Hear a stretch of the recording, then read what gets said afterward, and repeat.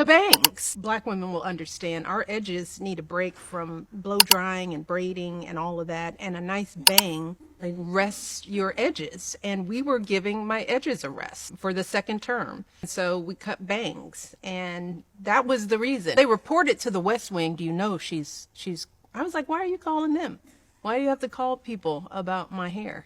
You say in the book, I kept my hair straight throughout the White House years so it would not be a distraction or a talking point. I knew there was absolutely no way that the first Black First Lady could show up in braids.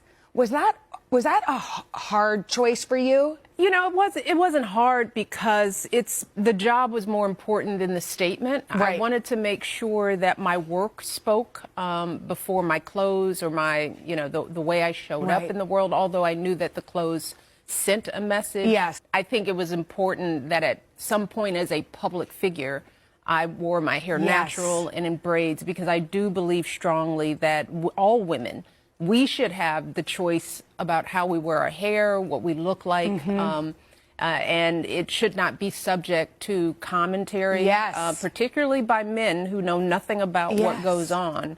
And how Black women in particular wear their hair is their business. It is not a statement of some kind of lack of professionalism. No. We all come to this world in a different way.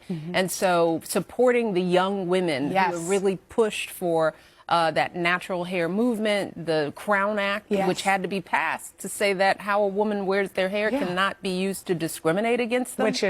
There's just a lot of education that needed to happen, and I didn't really have the time to be the lead on that education during the 8 years. We needed to get health care passed. I wanted to focus the attention on our military families, on getting our kids healthy.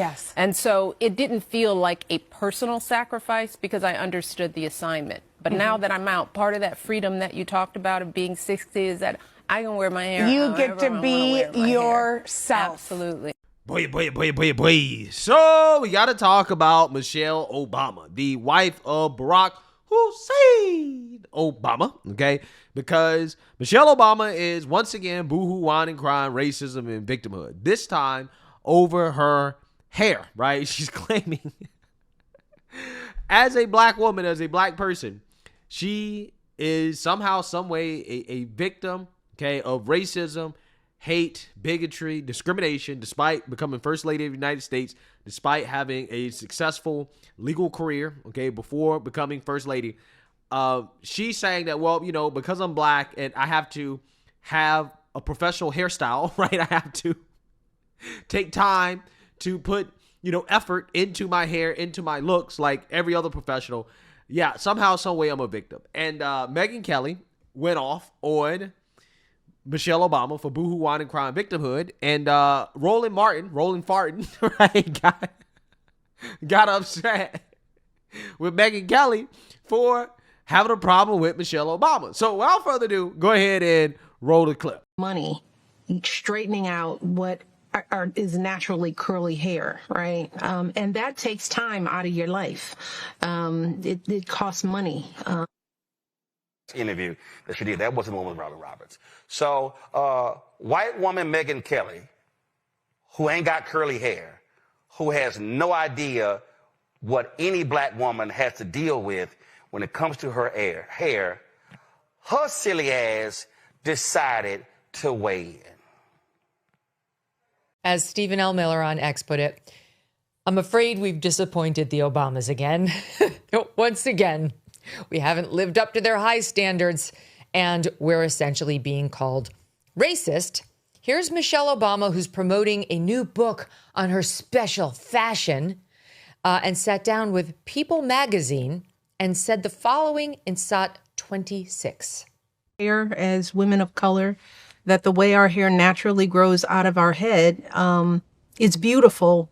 But if we struggle to make it look like the standard, that means we are spending thousands of hours and lots of money straightening out what is naturally curly hair, right? And that takes time out of your life. It costs money. Okay, so what she's saying is she's bitter because society's standards, in her view, don't allow Black women to just walk around with their natural hair. That is bullshit. Black women can walk around with whatever hair they want. Only in Michelle Obama's warped mind do white people not like them unless their hair looks like white hair. And here's the other thing. The nerve of this woman to pretend that Black women are the only women who have to spend a bunch of time getting their natural hair to, quote, conform to these alleged society standards. Because virtually every woman I know, every woman spends a shit ton of time on her hair and wants it to look better than God made it. It's not a Black thing. It's a human thing, and it's especially a woman thing. But she's always reducing everything to race. My hair naturally should be coming down to my shoulders. I should have a mustache and a beard. Why should I have to shave that off and cut it? I mean, what oppressor is forcing that on me? It shouldn't be sexism. It shouldn't be gray either. I should have to color it. I've defied conventional standards by not doing so. And also thousands of dollars on your hair. Well, how does she know? I bet she spends tens of thousands, frankly. I want to see her budget. And why doesn't she let her hair grow out naturally? It doesn't appear that it is. Just do it, right? What she's talking about when she was first lady and how, you remember this? She said this at the time. Okay, I had my team pull this. This is Michelle Obama in 2022 explaining why she didn't wear braids when she was first lady. Watch. As Black women, we deal with it. The whole thing about, do you show up with your natural hair? You know, braids, y'all. You know, but you know, as first lady, I did not wear braids. Being the first Black. Yeah. I just, we gotta ease up on the people. You know, just like, because I thought about it. I was like, it would be easier. Nope, they're not ready. They're not ready. Actually, we would have accepted it. You know what? We would have. We would have been fine. No one in America we're not as fascinated by her as she thinks we are. No one in America has their natural hair except for Dog the Bounty Hunter. He has his natural hair. The rest of us don't. You definitely speak for me. I do not have my natural hair either. And it takes some effort to look like this. Name that movie. So this, like, who's she kidding herself that it's just a Black thing? Okay, if I went out there with my natural hair, I would look like a toddler, which is why I don't. But everything for her has to be, she's oppressed. She has it harder than we do. I had to pay for my daughter's tickets on my own airplane that we didn't even know she got as first lady. Did not even realize the first lady has her own airplane, but she told us that. There are a lot of people who watch this show and they pray for me all the time. And they say, Roland, please, do you have to cuss? And I really try my best not to cuss. But in this case here, I just got to go ahead and say, Megyn Kelly, please shut the fuck up. You literally don't know shit about Black people. You don't know shit about Black women and hair. In fact, you're so fucking stupid, Megyn, you can't even follow the news. Antoine, go to my iPad. There is something, Megyn, called the Crown Act. It was first passed in the state of California, which forbid hair discrimination in America. Congresswoman Bonnie Coleman has been trying to get it passed on the federal level. It passed the House, but Republicans in the Senate actually blocked it. So yeah, numerous states have actually passed the Crown Act. Even Republican as conservative as Texas passed the law called the Crown Act. We have examples of Black men and Black women who have been discriminated against because of their hair. If your dumbass, Megyn Kelly, could do any fucking research, you would realize it's an issue. Yeah. So you say that, you heard that. Okay. Now, I am Black, so I guess I can't speak on this issue, right? According to the logic of Roland Farton, right? Who believes that because Megyn Kelly is white, she cannot speak on this issue, even though I do think that Megyn Kelly made a pretty decent point, which is that if you're a woman in general, you're going to have to spend money on your appearance. You're going to have to spend money on your hair, your makeup, the way that you look. if you're in a professional setting, right? That is something that everybody is subject to. When I worked in corporate America, and I worked in one of the most conservative industries you can work in, right? Finance. When you work in finance and you show up to work every single day, yeah, you got to be clean shaven for the most part. You have to have a nice haircut. You can't have messy hair. Even though I believe that at Vanguard, they were less conservative, right, than the industry in general, right? But the company I worked at the Vanguard, they were definitely more conservative, okay, in regards to being clean shaven and making sure that you have a professional look, coming in to work every single day with a suit and a tie and stuff like that. So I guess it just depends on where you're at. But the point is that it wasn't racial, right? It was simply about upholding a uniform standard, right? Maintaining professionalism, safety, and branding. And it's not inherently racial, okay? The rules apply to all the employees. And I personally do not believe as a black person that there was any discriminatory intent, right? Like, for example, I have enough common sense to know that I'm not going to go into the workforce with dreadlocks. I'm not going to grow out my hair because I know that that can be seen as unprofessional, whether that is a black person or a white person, okay? If you have dreadlocks. Now, the thing is, I guess the argument is that, well, a white person is allowed to grow out their hair, but a black person is not allowed to grow out their hair. Well, I mean, listen, here's the thing. Again, I've never seen a white person be allowed to grow out their dreadlocks, right, to grow dreads in a place where black people are not allowed to do it. I've never seen that. But even if you talk about long hair, when black people have long hair, generally speaking, okay, you're talking about like an afro type of deal.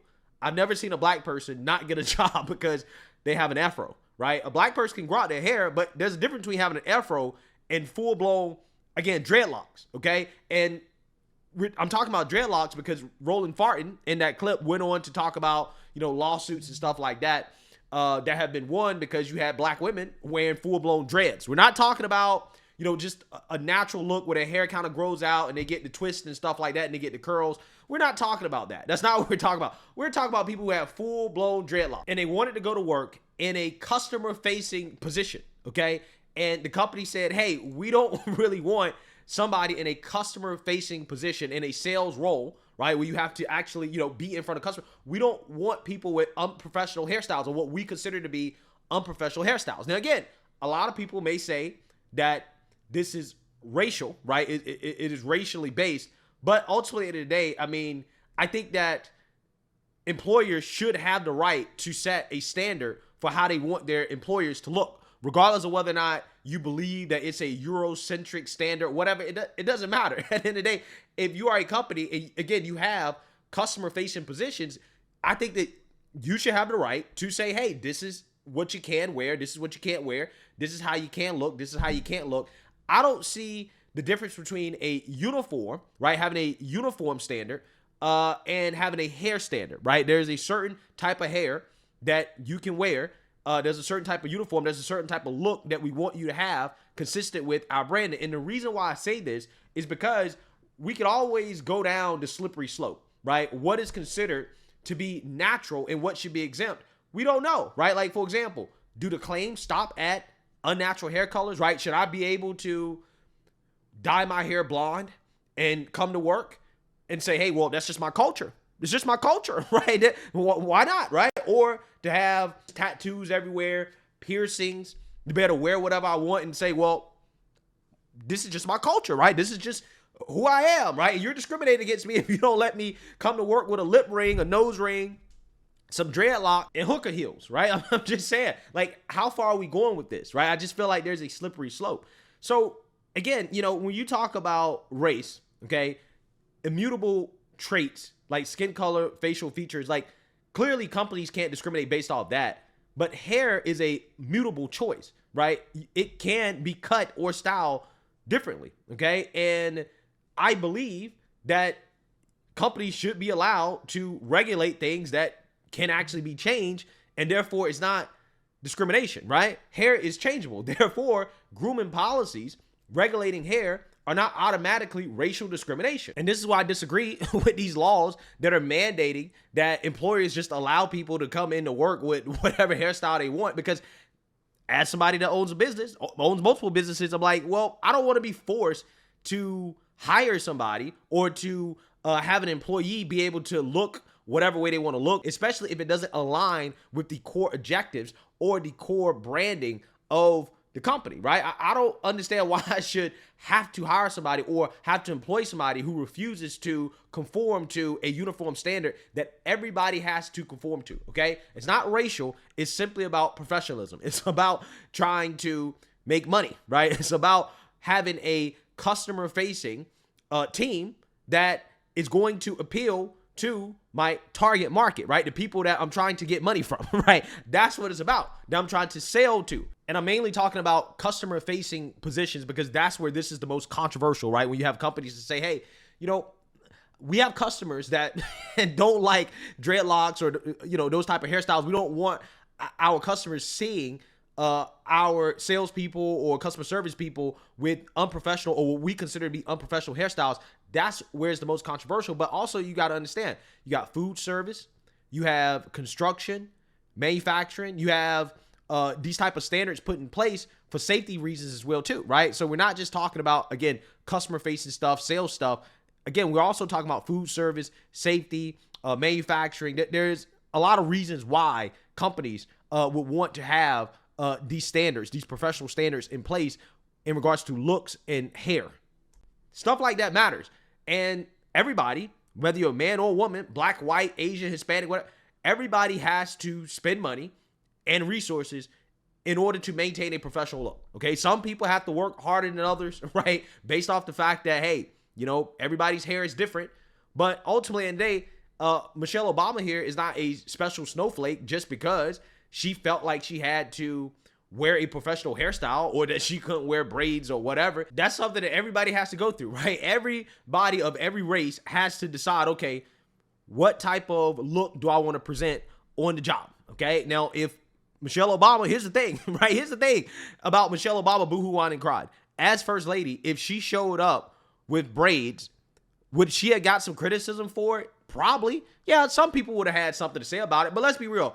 A lot of people would have said nothing, right? Because if you say something about it, people would have accused you of being racist. So a lot of people would have said nothing, but nobody's firing her, right? Nobody is going to fire her as first lady. She's not losing her job, okay, if she decided to show up to some press conference or something, or to show up to some public event with braids or to wear braids.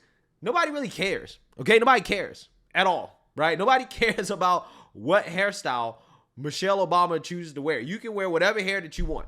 I think a lot of these people are so obsessed with victimhood that they just pretend as if the tiniest inconvenience, right, is somehow, some way, them having to jump through hoops that other people don't have to jump through, and it's just not true, right? Everybody has to jump through the hoop of figuring out how to dress, how to look professional, what type of hairstyle should they wear.